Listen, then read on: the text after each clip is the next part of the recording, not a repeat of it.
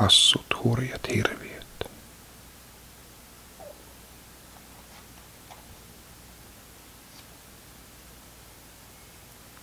Sinä iltana Maxilla oli susipukunsa yllään, ja hän teki kepposta yhtä ja toista.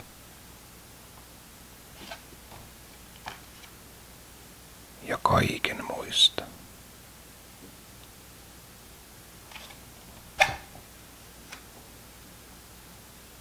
Äiti sanoi, senkin hirviö, ja Max sanoi, minä syön sinut.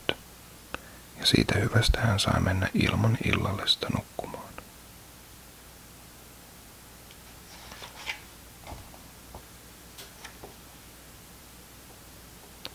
Siinä samana iltana Maxin huoneeseen kasvoi metsä.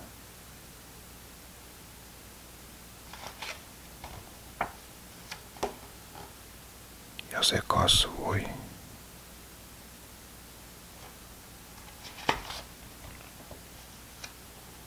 Ja kasvoi, kunnes kattona olevat tuoheat puut ja seinät avartuivat koko maailmaksi.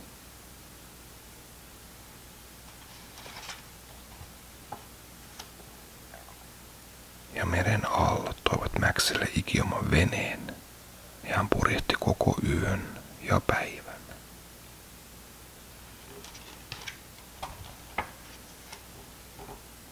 Ja monta viikkoa ja melkein vuoden hirviöiden maahan.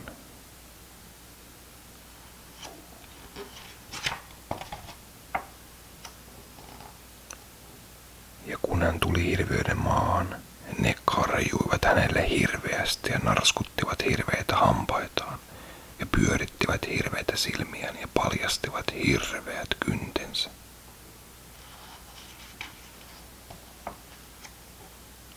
Kunnes Max sanoi, olkaa hiljaa, ja käsytti hirviöt taikatempulla. Hän tuijotti silmää räpäyttämättä niiden keltaisiin silmiin, ja ne pelkäsivät ja sanoivat, että hän oli hirmuisin kaikista hirviöistä, ja tekivät hänestä hirviöiden kuninkaan. Ja nyt, Max sanoi, nyt tanssitaan hirmujen tanssi.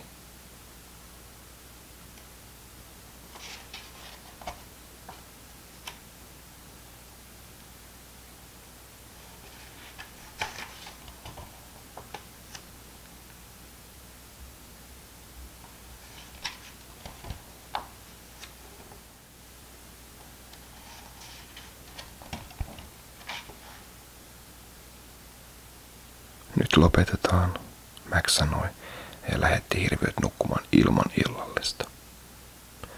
Ja Max, hirviöiden kuningas, tunsi itsensä yksinäiseksi ja halusi olla siellä, missä häntä rakastettiin kaikkien eniten.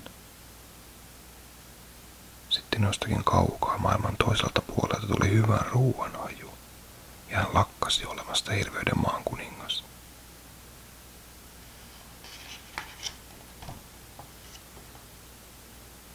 Hirviöt huusivat, voi, älä mene pois, me syömme sinut, me emme sinusta luopua vois. Ja Max sanoi, ei. Ja ne karjuivat hänelle hirveästi ja narskuttivat hirveitä hampaitaan ja pyörittivät hirveitä silmiään ja paljastivat hirveät kyntensä. Mutta Max astui kiomaan veneeseensä ja vilkutti hyvästiksi.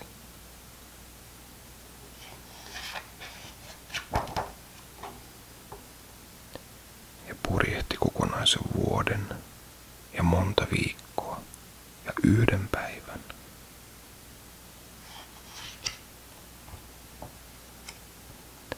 Ja yön halki omaan huoneeseensa, missä hän näki pöydällä illallisensa.